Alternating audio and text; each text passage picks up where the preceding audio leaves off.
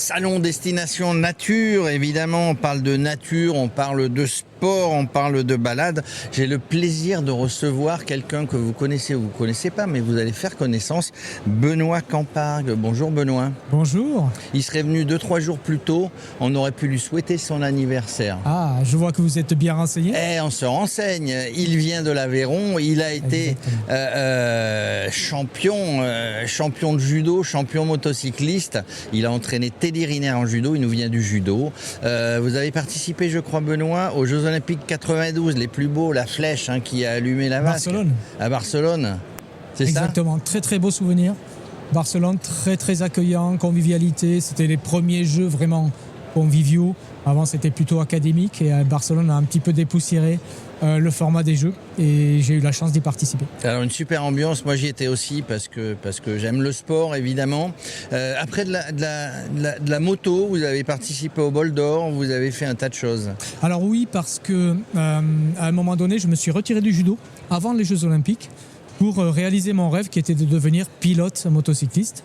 Et je me suis rendu compte que finalement, j'ai progressé en judo tout en étant pilote. Et donc j'ai eu une double carrière de 1990 à 1995 exactement. Alors, vous êtes devenu maintenant, toujours sportif évidemment, on l'a dit, vous avez entraîné Teddy en 2011.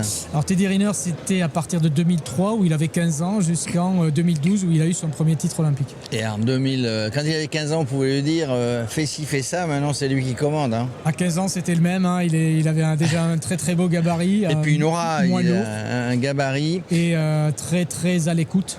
Et je pense que c'est ce qui l'a fait progresser dès le départ avec des bonnes bases, enfin j'espère en tout cas. Alors vous êtes ici sur le salon Destination Nature, ça n'est pas un hasard, vous êtes sur un stand à côté de vélo, comment il s'appelle déjà le stand ? Alors c'est le stand Green Wheel, la roue verte, c'est un dispositif qui permet de sensibiliser les personnes au travers d'une application et la production d'électricité. Donc on crée l'équivalence entre les gestes de la vie quotidienne, envoi d'email, envoi de PDF, recharge de téléphone, déplacement d'une voiture électrique par exemple. Il y a 20 défis et les gens pédalent pour produire l'électricité équivalente à ces gestes. Et donc suffisante par rapport à ce qu'ils ont envie de faire. Oui, et ce qui est extraordinaire, c'est que l'électricité produite va dans le réseau, c'est-à-dire qu'aujourd'hui, ce qu'on va produire va être réinjecté dans le réseau du salon. Voilà, donc c'est naturel, c'est écologique, on en parle, mais il ne suffit pas d'en parler, il faut utiliser. Tout au long de votre carrière, et c'est pour ça aussi que vous êtes sur le salon Destination Nature, mais tout au long de votre carrière, vous avez pensé que la nature était utile pour s'entraîner, et on parle des sportifs de haut niveau, mais on parle aussi de monsieur et madame tout le monde. Oui, tout à fait, non seulement utile, mais j'avais pas le choix, puisque je suis fils de paysan, donc j'étais immergé dans la campagne. Et à un moment donné, à l'âge de 13-14 ans, je me suis rendu compte que la nature était un vrai stade d'entraînement, pour plein de raisons. Et finalement, cet inconvénient de départ est devenu un avantage, parce que j'ai utilisé les dénivelés, j'ai utilisé tous les sites d'entraînement naturels, les chemins évidemment, et puis après tout ce qui est renforcement naturel dans les champs, avec les bottes de paille, avec les pneus de tracteur. On se sert de ce qui existe, voilà. Qu'on va trouver souvent à côté de chez soi. Ouais, j'ai réinventé un petit peu le mode d'entraînement par rapport à mes adversaires parisiens qui avaient tout sur place, et c'est ce qui m'a fait gagner. En gros, souvent, on parle de judo, on parle d'autres sports, on s'entraîne enfermé dans une salle, et là, on a tous les bénéfices en étant hors de chez soi, mais à côté de chez soi, pour s'inventer des parcours, pour s'inventer des dénivelés, pour s'inventer, et en plus on respire bien. Oui, inventer, ça veut dire s'approprier. À partir du moment où on a tout sur place, on n'invente plus rien. Oui, on utilise ce qui existe. On utilise et en plus on innove. Et le fait d'innover dans une carrière sportive et même dans l'entreprise, le fait de porter le projet, ça nous permet de devenir meilleur. Si tout est déjà tout prêt, cuit et disponible, c'est moins intéressant puisqu'on a moins de démarches d'engagement.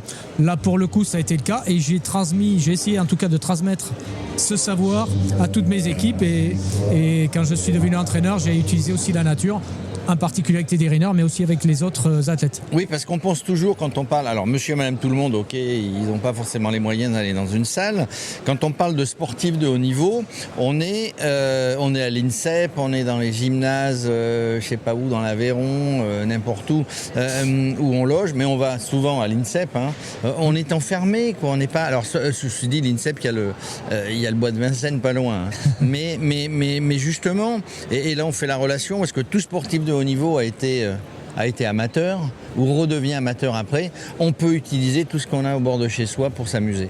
Oui, et puis la carrière professionnelle découle de l'amour du sport, de toute façon. Donc nous sommes tous amateurs, même quand on est professionnel, parce qu'il faut garder une partie de plaisir.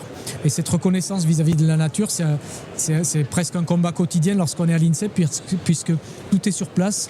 Je dis toujours qu'une recette avec du sel, du poivre et des fines herbes, et alors qu'il manque rien, c'est un petit peu compliqué pour s'approprier le projet. Donc pour cela, j'avais l'habitude d'amener toutes mes équipes à l'extérieur de l'INSEP pour les entraîner dans le bois de Vincennes, pour qu'ils s'immergent aussi dans la nature et que ça permette d'avoir un bol d'oxygénation physique mais aussi psychique pour ces athlètes. Et le contact avec la nature est un vrai reset aussi dans une carrière. Et la nature, vous l'appropriez, c'est ce que vous dites. Elle vous rend ce que lui donnez, ou même l'inverse. En fait, on la respecte et en la respectant, on peut passer des belles journées à faire du sport. Exactement, surtout quand on est né à la campagne et qu'on a utilisé toutes les qualités, les capacités naturelles qu'on a autour de nous. Donc je me rappelle d'une anecdote où effectivement j'avais un poulailler, c'était le poulailler de ma grand-mère que j'ai à un moment donné vidé des poules, et j'ai nettoyé ce poulailler pour faire une petite salle d'entraînement avec des bottes de paille, des pneus de tracteur, ce qu'on a sous la main. De charrette, exactement. Et puis l'extérieur, évidemment, par rapport au dénivelé et tout ce qui est entraînement cardio, m'a beaucoup servi pour la suite de ma carrière d'athlète, mais aussi d'entraîneur. Alors vous êtes conférencier aussi, vous allez prêcher un petit peu partout, en tout cas en France, la bonne parole. Les gens sont réceptifs forcément. Alors tout à fait, j'ai un retour d'expérience assez riche dans différentes disciplines, puisque je suis passé du judo à la Formule 1, chez Lotus Formula One. Après, j'ai travaillé dans la Fédération française des sports de glace avec les équipes de France de patinage artistique. J'ai travaillé un petit peu au LOSC aussi avec les footballeurs.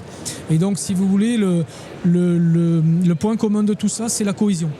La cohésion, parce que tous les athlètes que j'ai accompagnés ne sont pas arrivés seuls. Ils sont arrivés grâce à un groupe, un collectif de partenaires, mais aussi d'adversaires. Je dis toujours que l'adversaire est notre meilleur coach, notre concurrent pour les entreprises également. Et à partir de là, on s'approprie aussi la démarche de progrès au travers de ces personnes-là. Lorsque j'ai compris ça, c'est là que je suis devenu champion en 1992. Et vous travaillez avec les entreprises du coup aussi, parce que les entreprises ont forcément envie que les gens font du sport, ils sont bien dans leur boulot du coup. Oui, alors le sport c'est de la pratique, mais c'est aussi quelque part un message. Le message de l'esprit d'équipe, de la cohésion, du mieux travailler ensemble. Il y a aussi la partie physique et psychique. Aujourd'hui, on a une problématique dans le travail, c'est la sédentarité. La sédentarité qui cause beaucoup de troubles psychiques.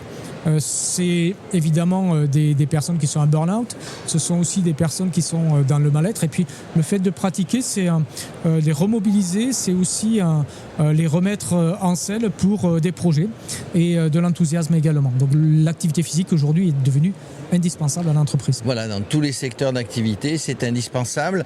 Est-ce que vous êtes conférencier, je l'ai dit, est-ce qu'on trouve dans des livres qu'on pourrait acheter un petit peu partout, peut-être sur le stand ici, vos préconisations? Alors ça c'est un sujet parce que tout le monde me demande de faire un livre depuis très longtemps, y compris mon papa aveyronais, et malheureusement j'ai toujours pas fait de livre. Alors peut-être un jour, peut-être plus tard quand j'aurai le temps. Là aujourd'hui j'ai vraiment pas le temps de faire des livres. Je ne comprends pas comment les personnes en responsabilité arrivent à faire des livres. Alors évidemment il y a aussi des personnes qui écrivent pour eux. Moi je souhaite le faire moi-même, c'est pour ça que je l'ai pas encore fait.